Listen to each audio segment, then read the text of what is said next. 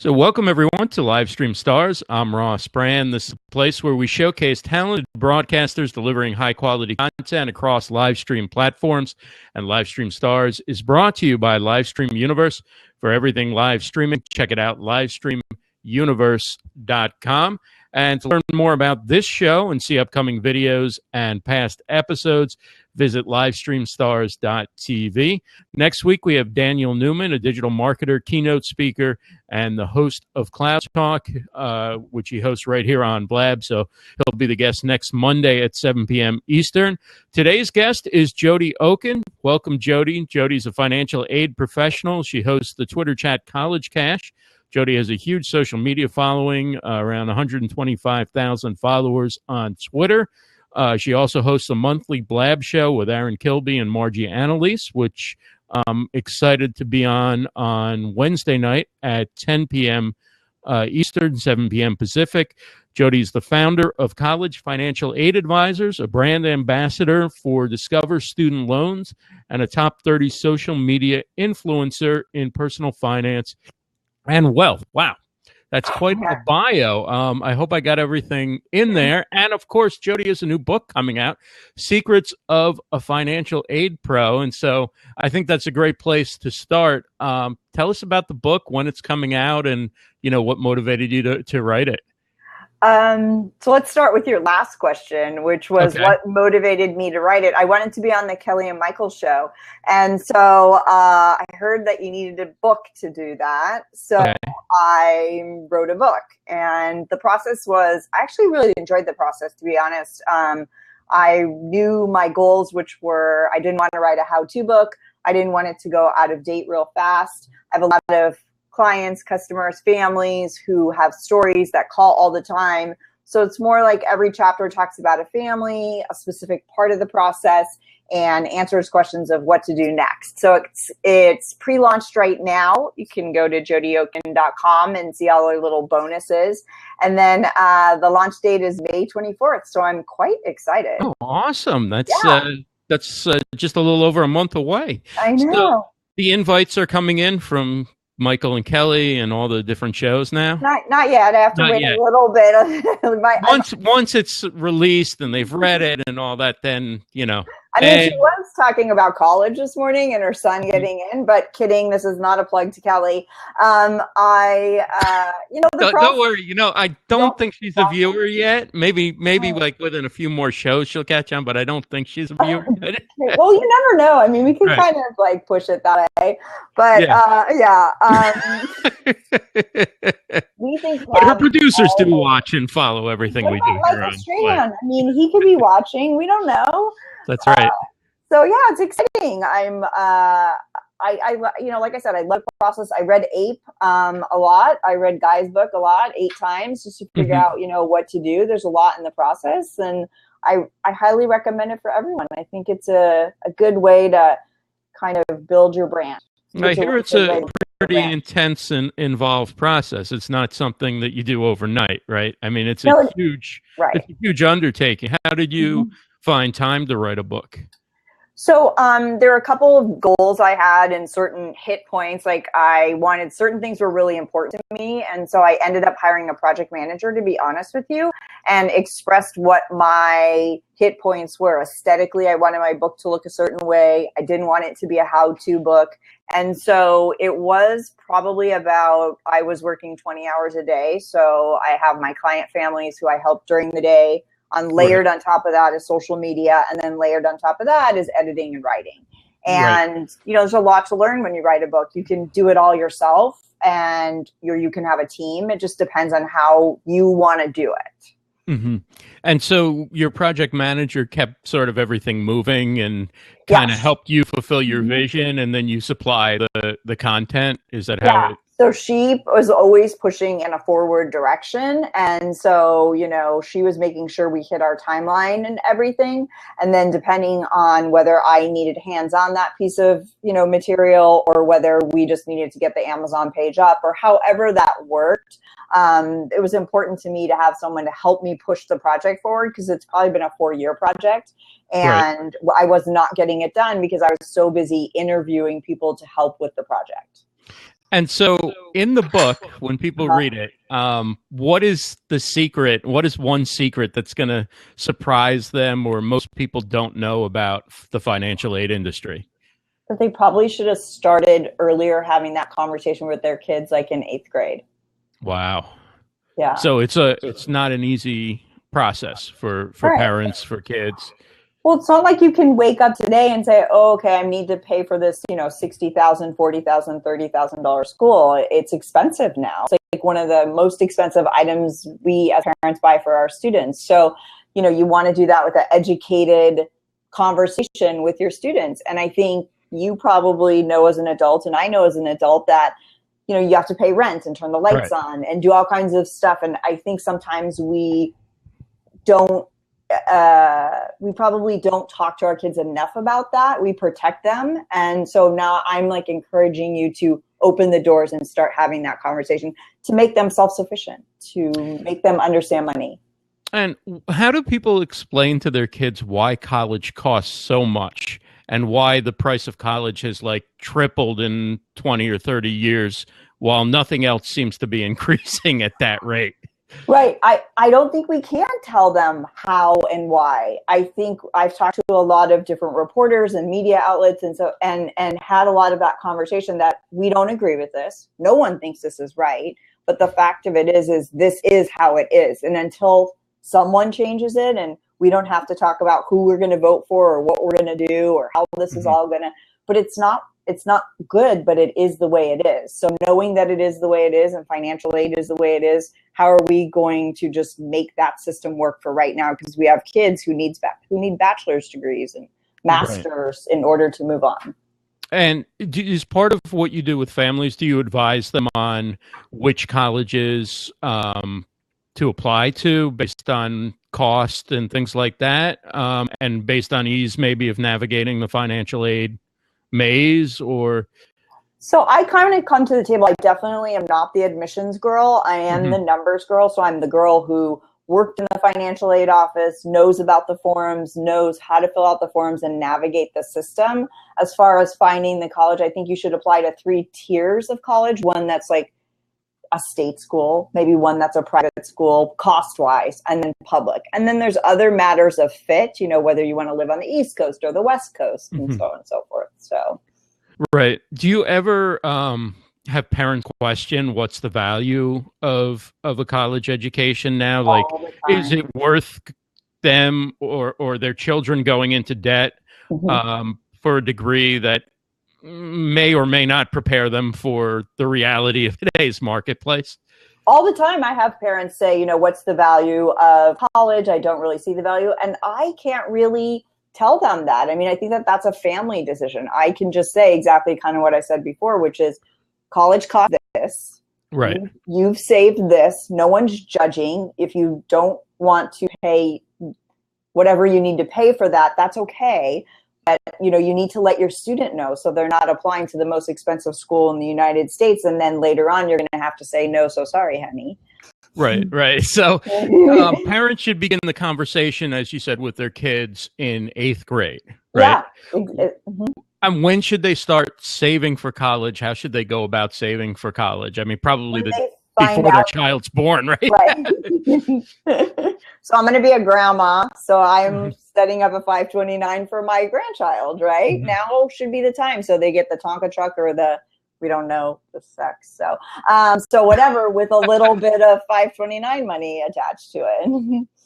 Wow. So, I'm shocked you're a grandmother. You look far too young to be a grandmother. Very much. So if somebody's trying to get financial aid, what are the basics? Like if somebody's a parent and they're new to the process and they're watching this, what should they start to do? What are the basic things they need to start to consider? Excuse me, I'm losing my voice a little bit. The basic things they need to consider as they begin the process. So I really encourage families to go on every college website. There's a net price calculator, and they can look at the cost of college, maybe what their income is. They can put in little figures to figure out what the cost of college will be, what their assets are, and then find out if that college is even in their price point. They can also look on sites like Big Future, which is owned by College Board, get an idea of like fit, size of college, public, private. All of those go into the decision, which has to be made on May 1st. You know, where are they going to go after they get in? Right, right. And I was just going to say, have a good list, because this is the first time that someone else is going to say no to your student other than you. That, no, I'm sorry, we don't want you here. Yeah, not an easy thing to hear when you've dreamed of going to a certain school or whatever, and you might not get in. That's certainly not easy for anybody. How did you get into the financial aid industry? So what happened was I was walking with a friend of mine, and we decided what was going to be my next step in life. And I pretty much like to be president of everything. Hey, Kim. Hi. I'm in a car picking up a pizza for my soon-to-be college freshman. Are you driving? No, I pulled over. Okay. Oh, okay. I had a question for you guys, and then I have to go get my pizza, but I would love to do this. Do you do this all the time? I do this all the time. Oh, no. Jodi, I follow you on all your sites. Oh, thank you. I'm so humbled. Great. Thank you. I teach college essay writing, but I just went through this process with my daughter. Look how horrible I look. God. No, you look fine. I just went through this process with my daughter, and I found I found that the schools that I thought were going to give a lot of money didn't. Right.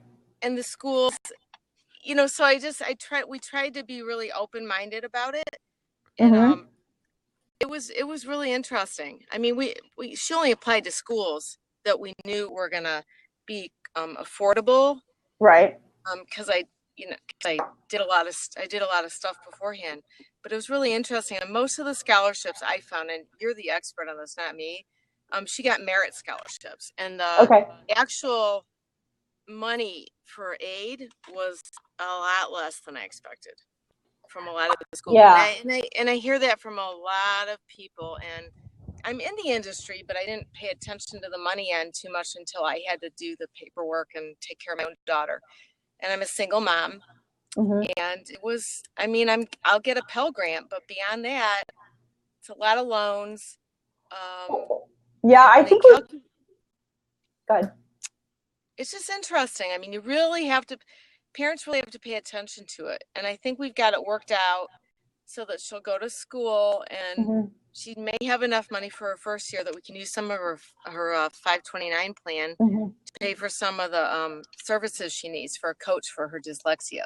So it's going to work out okay, but it was really challenging. And I don't, I'm in my car. I don't have a lot of information with me, but I would love to talk to you about it another time, because I know you. Yeah, no, I think that would be great. I do think that, I spend a lot. I'm Discover's brand ambassador. I think we spend a lot of time getting the message out that I think the media doesn't do sometimes a great job of letting everyone what's really out there and what's really not out there. And that we really need to tell people what it's like, that there's not these scholarships out there, that there's only maybe a Pell Grant that's $5,500. You know what I mean? And that, that's the message I try to get out. And I think that was the basis of the book situation, is to try and say, this is what's really happening. We may not agree, but this is what it is right now.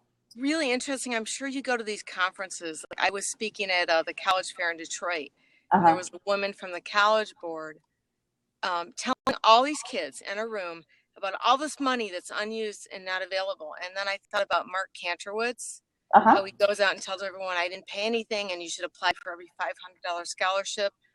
I don't know what kid has time to do that. I mean, to be honest, I don't know that it's worth it. I don't know. I know that it all adds up, but it's just the advice they give. Sometimes I feel like it's just not real. And these kids are writing, hundreds of essays to get $500 a piece, and it's absolutely insane. So I agree with you. There is money out there, but they have to be realistic. And all those dollars people talk about, that money's not all available. So that's what I think that they're out there, but I do think that, like you said, I think you kind of hit it and passed it, and maybe we need to focus on that more too, is your student is a senior, not just yours, but these senior students have a lot going on. It's the end of the year, it's senior this, it's prom this, and they don't want to be applying for scholarships. And so they may be sitting out there, but the students really don't want to sit down and apply. I mean, let's be real. They get bored.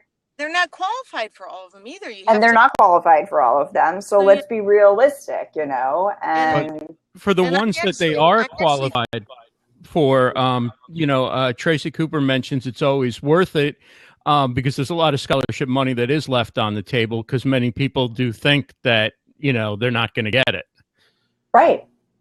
And so what Mark says, and he says it in his book, and he'll say it all the time, is, students need to apply to 50 and 60 scholarships, not just 1 and 2, not the $25,000 Coca-Cola scholarship. It's those $1,000 scholarships that they can just whip 10 out, in half an hour. And I do think that is sitting there. And I do think that it's left there because students are busy doing something else. Thanks, Kim. Thanks for calling in, Kim. Appreciate it.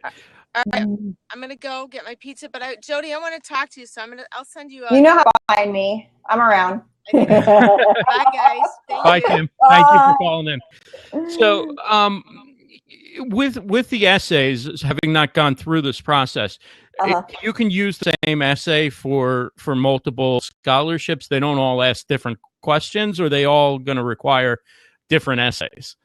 Well, I think, and correct me if I'm wrong, anyone out there and then the admission side, but if you're using essays that you used on the Common App for admissions, you could probably tweak them a little bit for these other scholarship essays. So yes, you're not reinventing the wheel. You can just definitely tweak things. So, I mean, some ask for what are 3 sentences that you feel about spring break. It's not that difficult to sit down and write that in 4.5 seconds, right? Right. Resume Workshop, which is Tracy Cooper, says they require different criteria, but you must use a template starter. So the essay shouldn't be a stumbling block for someone who wants to apply for more scholarship, more aids, right? Exactly. It shouldn't be a stumbling block. And there's even maybe Tracy. Is it Tracy? Maybe she can recommend, there's also no essay scholarships where you can just go those $1,000, and put in your name, and, that's another option to do it. So.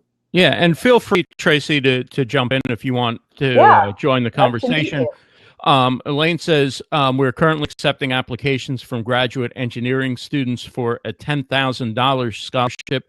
Would it be okay if I share the info? Sure. Yeah, you can enter it in the chat box, or you can jump in quickly and tell us about it. That's amazing. It's a nice scholarship. Who's offering that? I have several engineering students who would love that. Oh, wow. So do you work with graduate students as well as undergraduate? Yeah, sometimes if I've worked with the family or the student in their undergrad and then they move to their grad program, I encourage them to take and own their own process so that they're, moving forward on their own without their parents sort of sheltering them in that situation. Right. Hi, Tracy. Hi, Tracy. Hello, how are you? Good. How are you? I'm fantastic. Nice to meet you. Yes, nice to meet you as well. So it sounds like in addition to doing resumes, Tracy, you have some experience with the application process for scholarships and financial aid. Absolutely. I worked 5 years at a 2-year college where I worked with scholarships and students and resumes for the scholarships and things like that. And then I recently worked at a 4-year university, so I have a lot of experience. There's a lot of money left on the table, and really the scholarships are within. It is networking. It is total networking as well. It's who you know and who you get to befriend that has knowledge of scholarships that is key as well. Really? I didn't know that. Do tell. Absolutely. Working with the scholarships, because I also taught 2 classes at the 2-year college that I worked at, how to get from your major to your career and success in the workforce. So therefore, as a part of those classes, I worked with some of the scholarships. And if a student really indicated the need to me, I had a connection that would take care of that student when it came down. Now, the student still had to follow the criteria. Uh-huh. However, Wow. I feel like you're doing like a huge double wink to us right now, Right. you know? However, exactly. So it depends on who you know and the need, if you indicate the need as well. So yeah, there's ways around it, especially once the student gets to the colleges.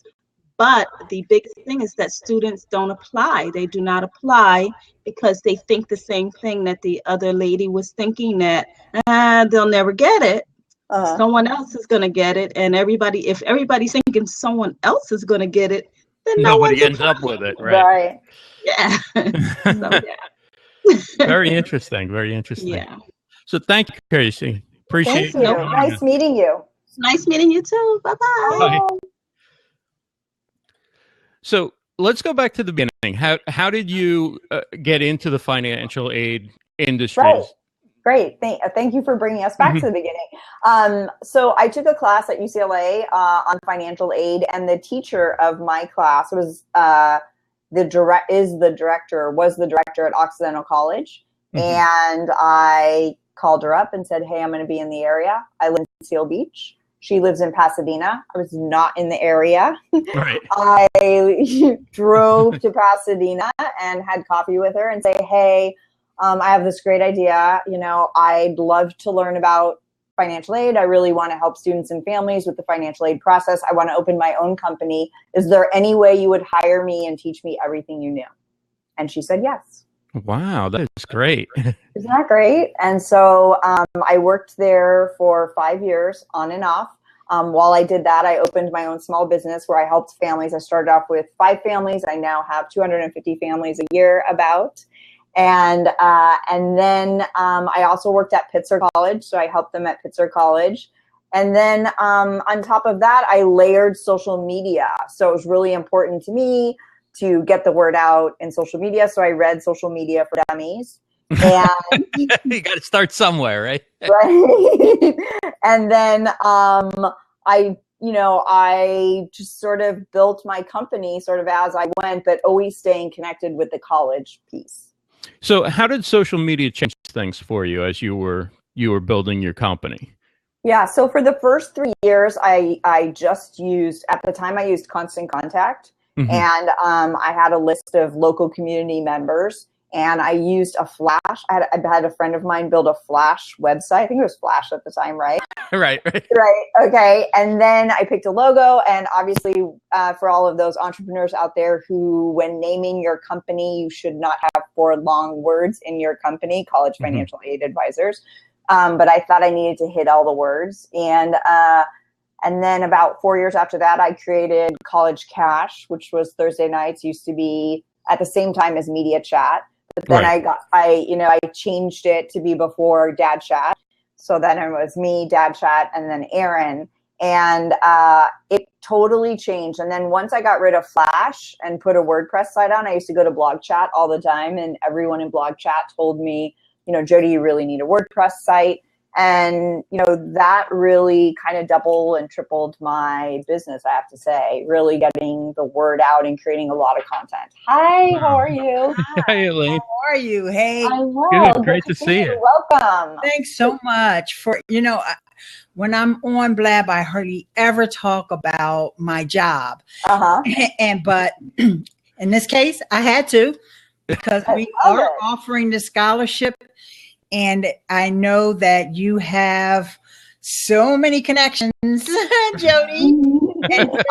And Jodi, guess what? I follow you with my Twitter account, but I also follow you with my work Twitter account. Which so sweet. You never know that it's me. Thank you. I'm so humbled. And so the thing is, we have ASTM International is a standards development organization. And so we have a lot of standards that are related to the fields of engineering. And so, but we have 146 committees. So everything's not engineering, but we kind of just to try to sum it up as quickly as you can, especially when you're on Twitter, we just say it's a graduate scholarship for engineering students, but it doesn't have to be engineering. I mean, we just started a committee on human resources, which is, to have standards on that is going to be huge. Wish I knew that before I went for my master's. We've got additive manufacturing, the 3D printing and all. But most people, when they think of ASTM, they think of the iron and steel and the construction standards. And, we do also have mechanical engineering and all of that. So the scholarship deadline is on the 30th of April. Oh, wow. It's quick. And yes. And, so really, and I actually posted the little blurb that's on the site. And really, it's just when you go to that page, that link that I gave you guys, it's just a Word document there for the student to fill out the application. Okay. And it's not an extensive process, but most kids that are in engineering universities are familiar with ASTM standards.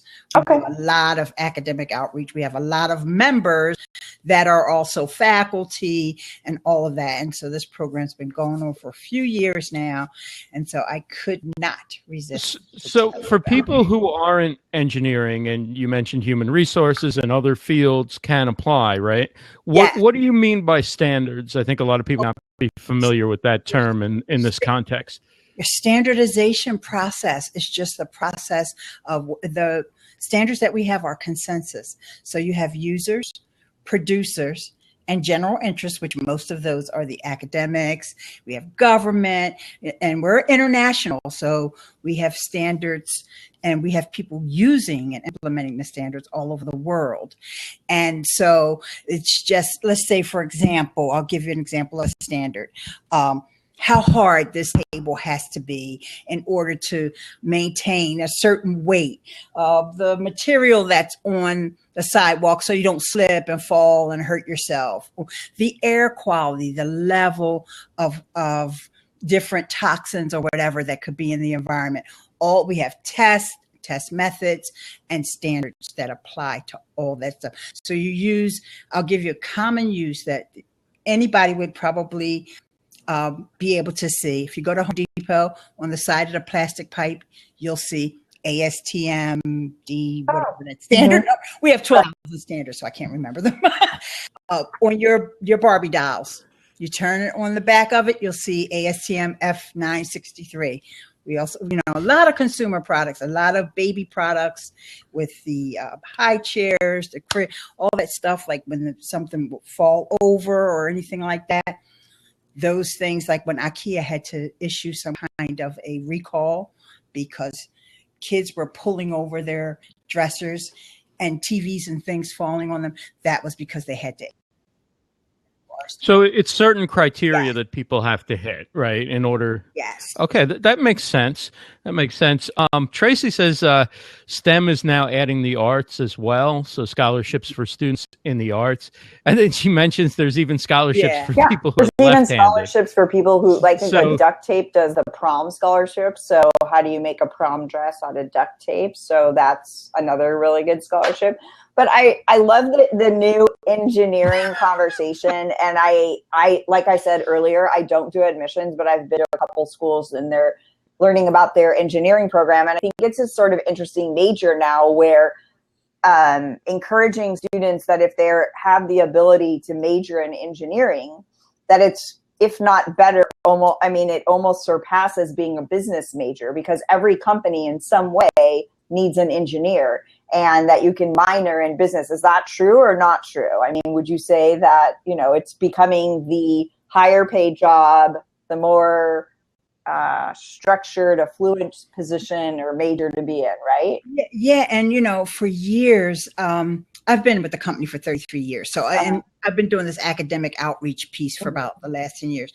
But there's always, I also belong to this organization called the American Society for Engineering Education, ASEE. They do this study, like what are the top paid engineering jobs? Every year they put out this data. Yeah. Engineering's number one. It was petroleum engineers for the longest, but you guys know the prices of the oil is coming down. So, I think chemical engineering is starting to overtake that. It probably take a couple years before the tables kind of flip and maybe something else comes to the top. But I also do have a question, Jodi, because I find that it's a big challenge. This is more like a social media question. I have a big challenge with reaching out to these engineering students, especially on Twitter, because I find that most of them, their tweets, are private, their accounts are private, or and if they are, the few that are on Twitter, they're like, okay, you can follow them, you can like, you can retweet them. They don't want to follow you back. It's kind of like, all right, I'm on social media now. I'm not thinking about school.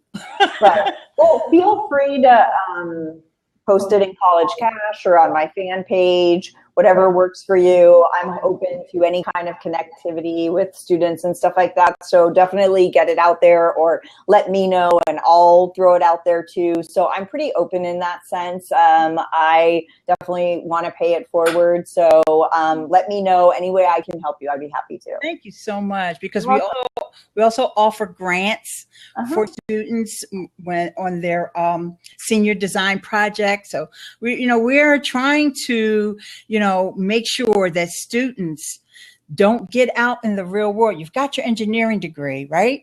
And then you go for a job. Then you found like, oh, I need to know about standards. I didn't know that. My professor didn't tell me that. So and even in the time that we've had this program, we're starting to see that turn in some schools. Yeah. Not all. Cool. Thanks a lot, Elaine. Thanks for sharing your experience. Eileen. Thanks, Eileen. Eileen. What was I don't know, something else, but it's Eileen. And it was great to meet you. And Ross, thank you so much for having me on. Thank you so much. Good to meet you. Bye-bye. Okay. Thank you, Eileen. Bye, Eileen. So interesting that Kim Lifton suggests Snapchat. Although I don't know how you would get those students' codes if they're so private, but that could be one way, I guess, to message students directly. Alfredo suggests go to the schools, colleges, and visit the department chairs. Tracy says if you can, you should attend their events and reach out to the administrators in the programs of interest. So there's a lot of different ways to reach the students who you'd want to apply for those scholarships. I think in a couple of weeks I'm having the USC admissions director on College Cash. So if Eileen can, connect with me before then, maybe we can get some eyeballs on that. He can be helpful in that sense too. So that would be good. Right. And Kim Lifton says you got to reach mom and dad. So Facebook's now the place for reaching mom and dad, right? She says she has lists and can help.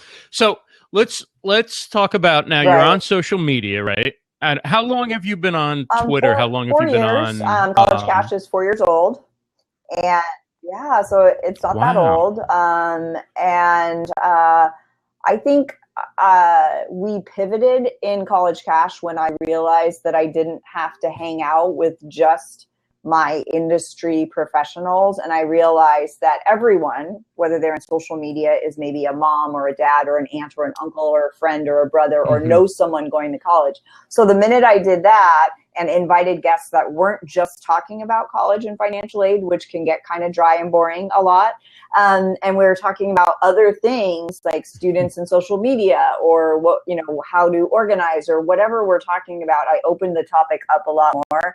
And that's when social media really kind of flooded and came in to help grow my company. And did you have a separate account for your company, or you do? I do have a separate account. College Cash Chat I do, but I don't grow it. I don't use it. I retweet a lot, but I really just use my name and use me.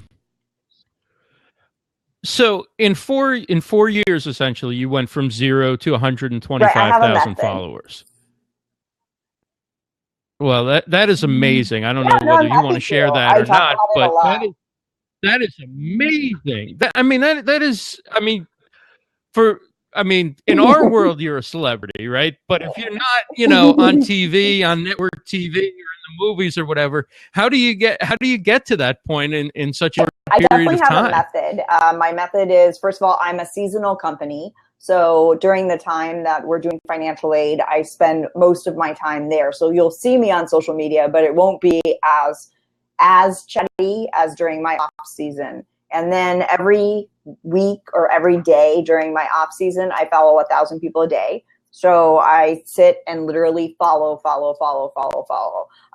follow everyone back on my phone during the day that's followed me and have some sort of conversation with everyone. So I do make a point of it. I'm probably on at least 5 times a day live. So I'm definitely on at 5 o'clock in the morning Eastern time, or 5 o'clock my time. And I'm off probably at 10 o'clock my time. But everyone has had some contact with me live on my phone most of the time, or on Hootsuite or native Twitter. But I do follow 1,000 people a day during summer.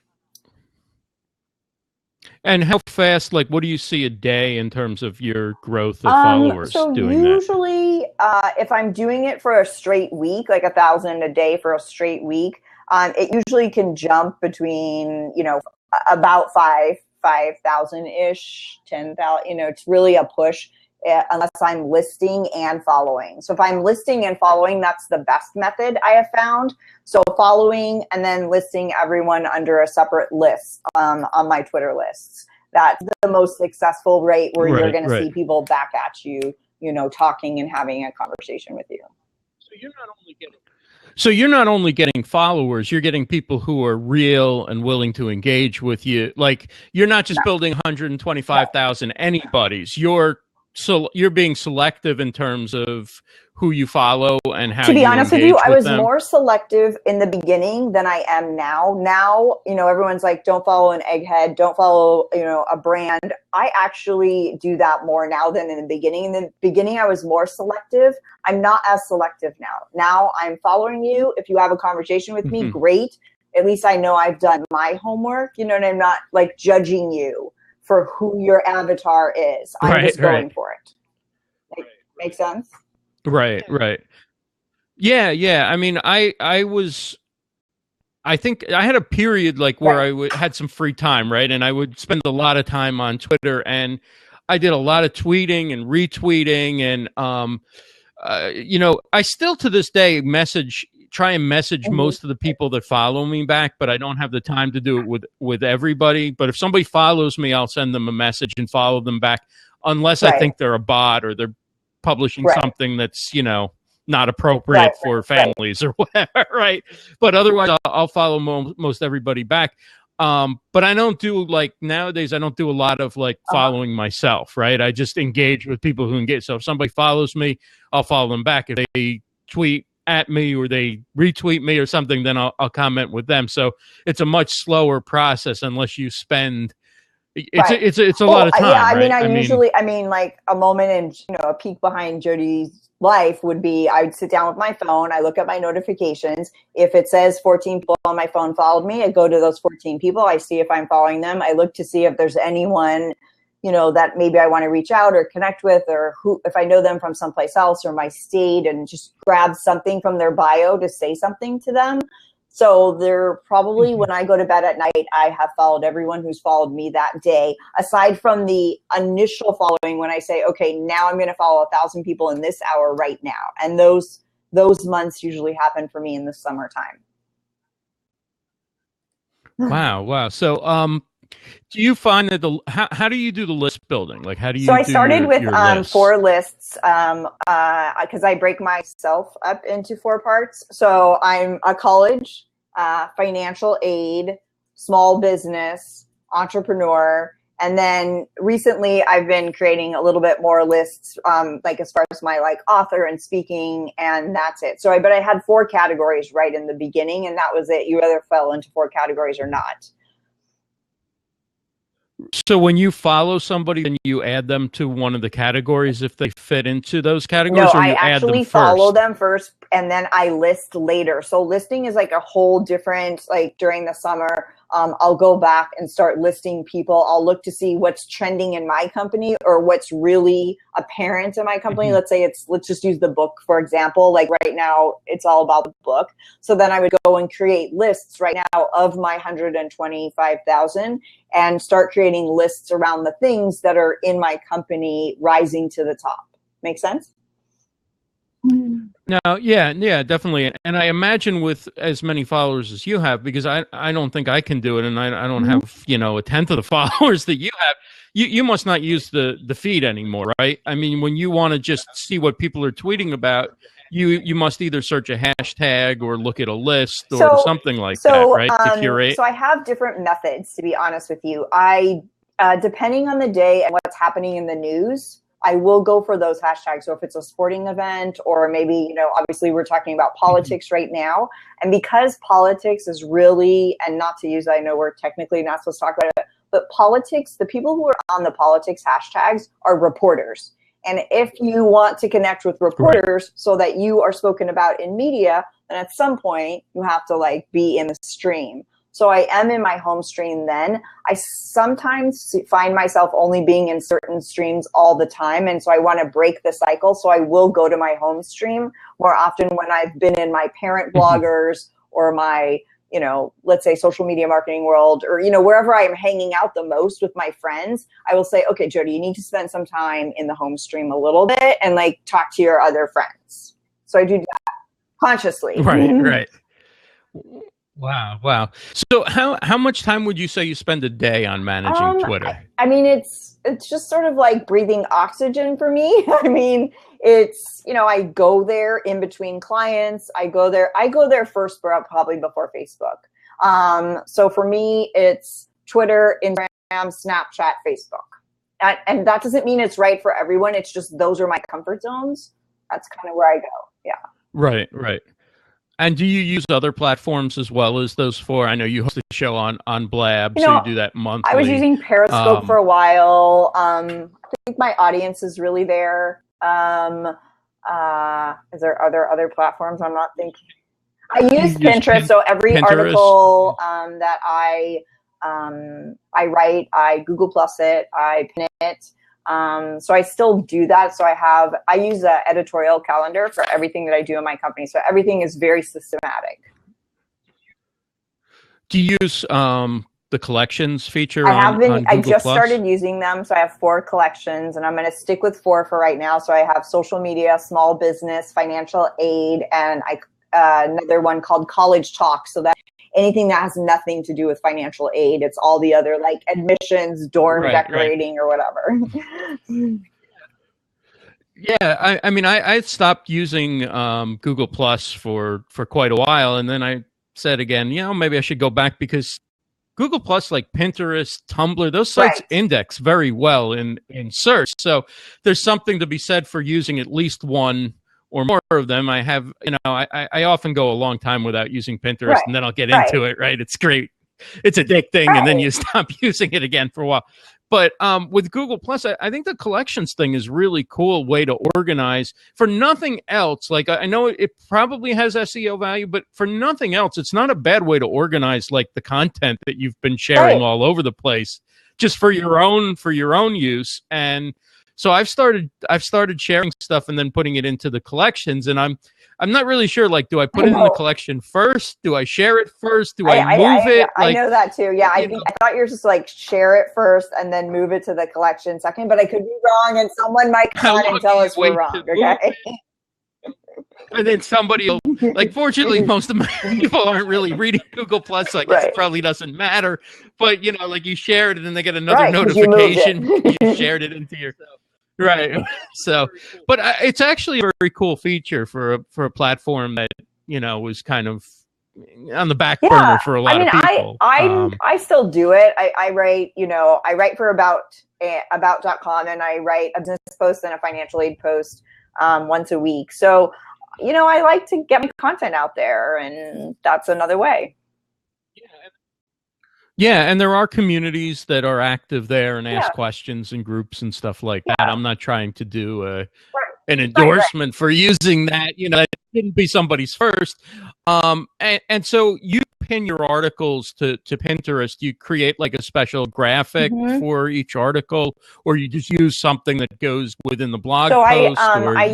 So I'm a many tools girl. So I do use social warfare in my WordPress. So that is my plugin that I use. So that I love the Pinterest and the social media, and then the Twitter option, and then also we use Canva and relay that. And so I make a correct size picture for every single platform, including LinkedIn and so on and so forth. So yeah, everything, it takes a while to get a post out. Right. The cool thing about Relay, which is now what I use for like all my show graphics and all that stuff, is that you can resize stuff and it just kind of, you still have to move things around a little bit, but it's got all the sizes right in there. So once you put in certain things, you're limited in your options, which in some ways makes for a it show easier. And like for College Cash too, like Thursday morning, sometimes I wake up and I'm like, and so I just like move things around, and there you have it. Like they're saved. I have the right background. And so you're right. I love Relay that for me when I need to be in the moment, and then I use different apps like Word Swag and Typorama to make, my Instagrams, or if I take pictures on the fly and stuff like that. Right.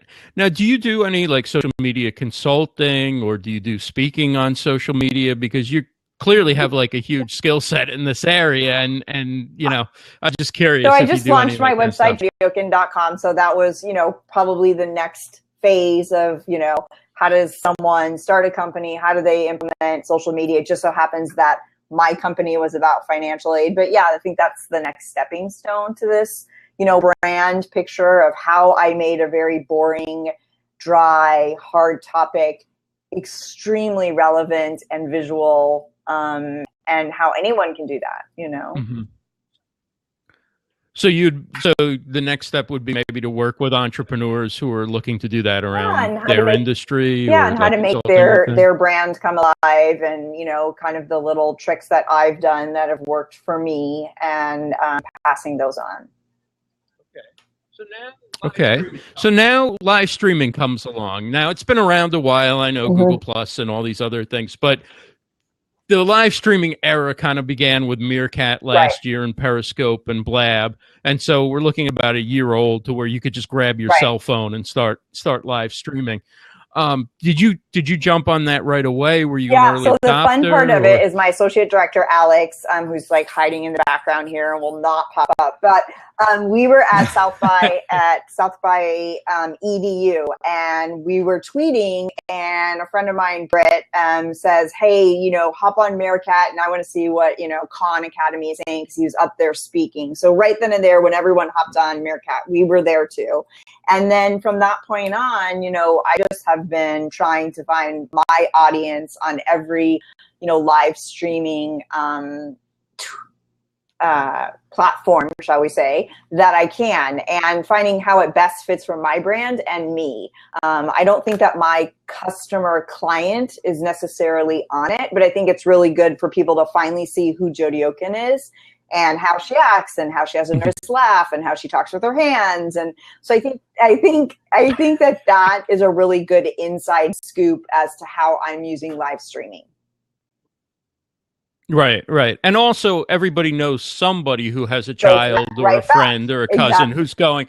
So, if somebody says, do you know anybody who can help with financial aid? You're like front of mind, right? Because you're on these platforms, and the connection you make are stronger than you make with just text. But the audience is much smaller than you're going to get on a tweet or something else, but the engagement is probably stronger, right?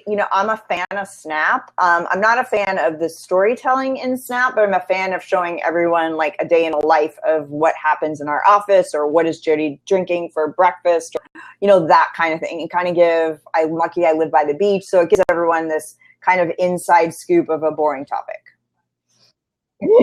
Right. And so you said you're not doing much on Periscope. Yeah, it was funny. Days, like right? I downloaded it this weekend. I was a keynote speaker at a conference, and I downloaded it specifically to see what was happening at Social Media Marketing World. Did you do the same thing? Like I kind of let it, because it takes up a lot of battery space. So I bring it back all the time and let it go a lot sometimes. And well, I keep it on my phone, but I have it like the notifications and all that turned off, because otherwise it would just be a constant. I know. I'm a big notifications girl. It's probably not a good thing, but I like to see who of my people are talking, and I want to respond in a timely manner. So Periscope is good. I'm loving Blab a little bit more and Snap a little bit more. Mm-hmm. That's just my comfort zone. That's all. Not for any particular reason. Right. Do you think Snapchat is going to eventually be like the next big platform alongside Facebook, or do you think it's a lot of hype now, or do you think it's in between, or do you think it'll be more just like messaging, or where do you think Snapchat is going to fit into the whole? I think to answer that question, I probably have 4 different answers, because I'm going to come from it from 4 different sides. I'm probably going to come from it from, I'm a mom of a 25-year-old or 26-year-old who probably hangs out with the owner of who invented Snapchat. So I'm probably going to be like, however you want to use it, you want to use it. Do I think that... Okay, so I got to be nice about Snapchat. Do I think that I'm going to increase my clients and consumers in my company off of Snapchat? Probably not. Do I think it's, like I said, it's a good way to be 360 degrees in my brand? 100% yes. Do I think it's good as a small business owner, entrepreneur, to try everything? I'm a trier. I love to try everything. So I make no call on it and just go for it. Do it feels the most comfortable for me. I'm not a big, this is my uncomfortable zone, to be honest with you, like chatting and talking, where I'm better the other way. So it's really good to be in my outside my box comfort zone. Right. And you consider Snapchat video kind of like live streaming then, right? Because you record quickly, you put it up. There's not a lot of like editing. Like Jodi, just do it, say it, post really it, go. Right. Here's my take on it, and I'm just curious what your reaction is. For me, I think it's great for messaging people. Like for people you might not know that well, seem to be like more receptive to being messaged on Snapchat than texting them or sending them LinkedIn in mail or whatever, more like Facebook Messenger you would use. Except that I think people are more open to Snapchat because they're trying to, get more followers and get more engagement there. And so I see a value in it, and I enjoy watching some snaps, but I also feel like I'm spending, like when I spend my time there, I'd rather be doing almost anything else sometimes. I don't know. Like I sometimes wonder, like, and the other thing is, like, when I'm out enjoying myself or whatever, I don't necessarily want to stop and like keep snapping as like each thing. I want to kind of live in the moment. And so I see people who are like snapping constantly, and it's like, I'm glad they're sharing. Like, I'm glad I can watch events through their eyes. But if I was at the event, I'd be too wrapped up in like what I was doing. Maybe I'd stop and take one snap, but I can't see like constantly doing that. And I mean, I sound like such like one of these people who's skeptical about tech and all. Of course, I'm not. I'm totally into all these platforms, and I like Snapchat. And I'm trying to keep an open mind to it, but I just wonder how we're going to eventually end up using it, and are people going to get tired of using it where they're going to go, you know what, let's just have a good time and not worry about Snapchat.